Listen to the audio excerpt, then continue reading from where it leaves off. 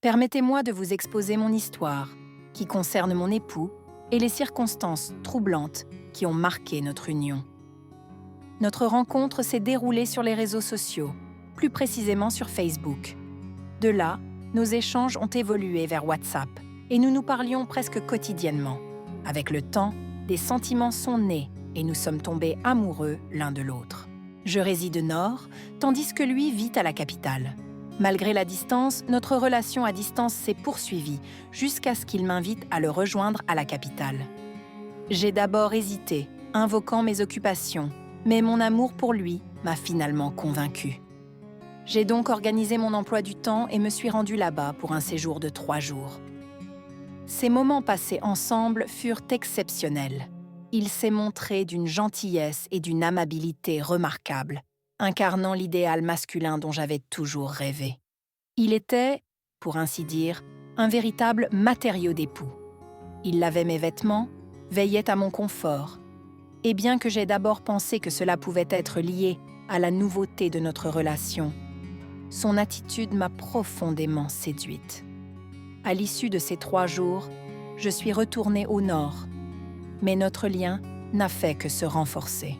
Quelques mois plus tard, il m'a demandé ma main en mariage, proposition que j'ai acceptée avec joie, tant il correspondait à l'homme que je désirais épouser. Nous nous sommes donc mariés. Après notre union, nous menions une vie conjugale normale. Nous sortions ensemble, partagions des moments d'intimité, bref, tout ce qu'un couple peut partager. Cependant, au bout de 3 années de mariage, aucun enfant n'est venu bénir notre foyer. Cette absence de progéniture m'a plongée dans une profonde inquiétude. Je me questionnais sans cesse. Y a-t-il un problème avec mon corps? Suis-je stérile? Pourquoi ne puis-je concevoir? Cette préoccupation m'a poussée à consulter divers hôpitaux et gynécologues. J'ai subi une batterie de tests de fertilité et à chaque fois, les résultats étaient clairs. Mon organisme fonctionnait parfaitement. Aucune anomalie n'était détectée. Face à cette situation, je me suis interrogée. Si tout est normal chez moi, pourquoi ne tombais-je pas enceinte? J'ai alors suggéré à mon époux de se soumettre lui aussi à des examens médicaux, comme me l'avaient de conseiller les spécialistes, afin de vérifier sa propre fertilité.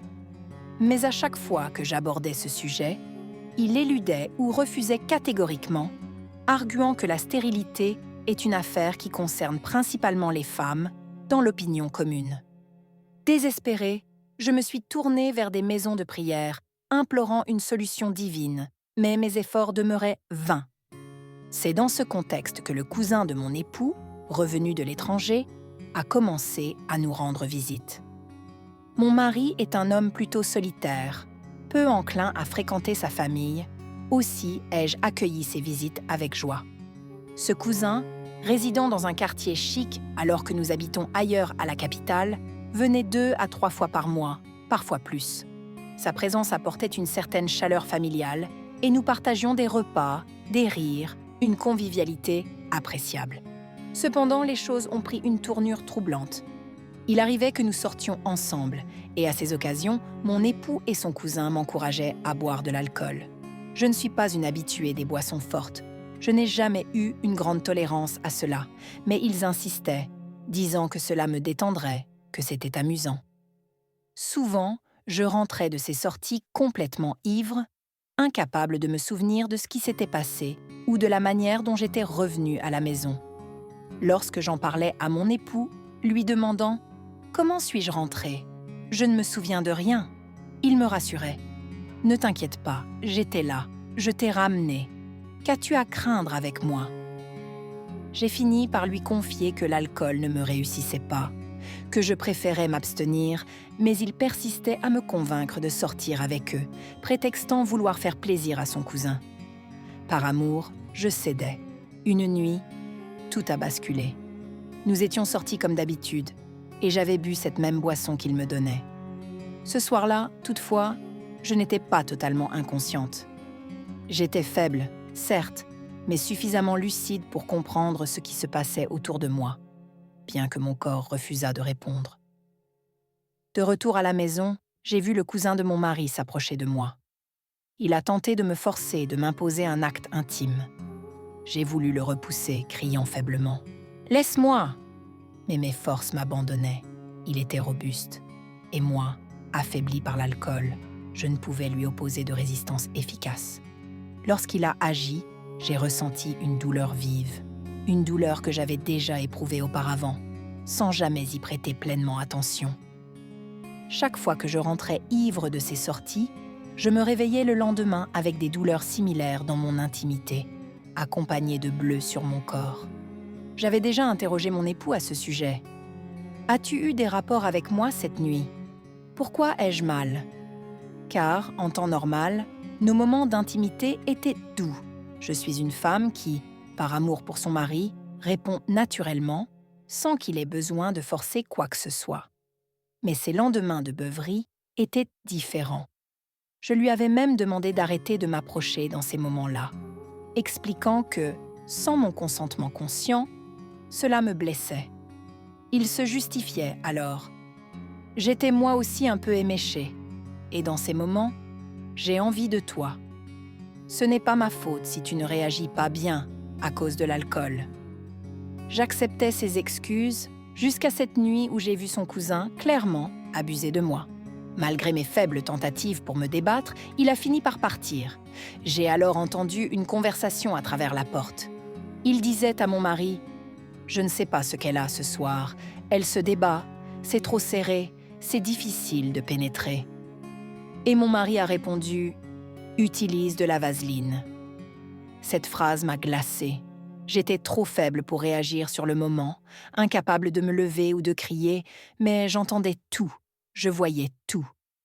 Puis, je me suis endormie, épuisée. Quelques jours plus tard, le cousin est revenu avec du vin, et cela s'est reproduit. Il m'a de nouveau forcée, et je n'ai rien pu faire. Le lendemain matin, une fois mes forces revenues, je suis allée confronter mon époux. Je lui ai dit « J'ai vu ton cousin abuser de moi cette nuit. Qu'est-ce que cela signifie ?» J'étais hors de moi. Je lui ai relaté ce que j'avais entendu, son conseil ignoble sur la vaseline, et j'ai exigé des réponses. Depuis quand cela dure-t-il ? Quand cela a-t-il commencé ? Pourquoi, après ces nuits d'ivresse, me réveillais-je avec des douleurs et des bleus ? Je l'ai sommé de ne pas me mentir, car j'avais tout entendu de sa propre bouche. Il s'est effondré en larmes et m'a dit « Oui, je vais tout expliquer. Il y a des choses que tu dois savoir. Il est temps que je te parle. » Il m'a alors avoué une vérité bouleversante. Il est infertile. Les médecins le lui avaient confirmé bien avant notre mariage, mais il me l'avait caché. Il a admis que nos rapports n'avaient jamais pu me féconder et que, dans son désespoir, il avait demandé à son cousin de me mettre enceinte à sa place. J'étais abasourdie. Je lui ai rétorqué « Même si c'était ton intention, pourquoi ton cousin ? Pourquoi pas un inconnu, quelqu'un qui ne nous connaîtrait pas ? Comment penses-tu que je puisse vivre avec cela, que ton frère me regarde après un tel acte ?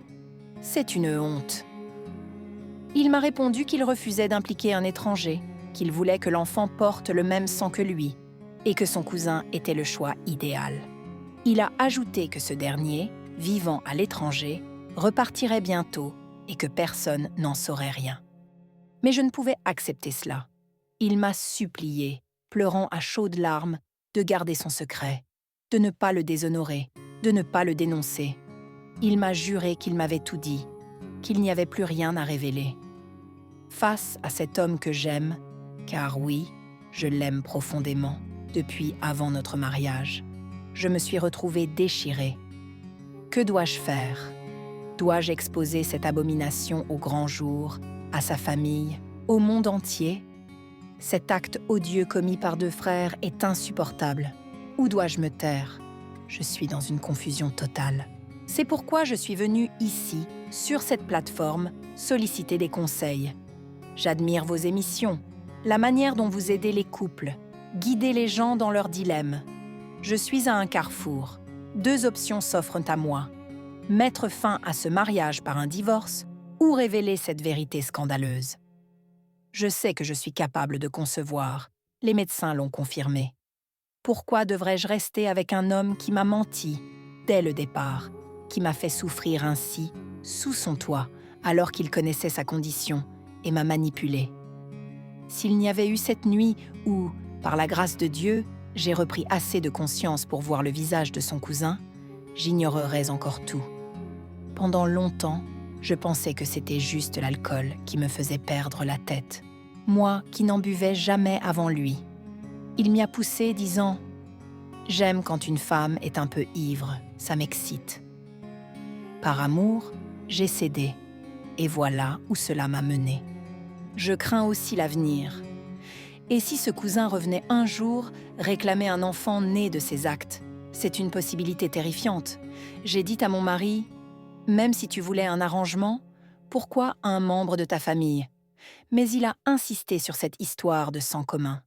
Je suis perdue. Je vous en prie, partagez vos avis, vos perspectives. Je lirai chaque commentaire avec attention avant de prendre une décision, car je refuse de sombrer dans la folie face à cette épreuve. Merci de m'avoir écouté.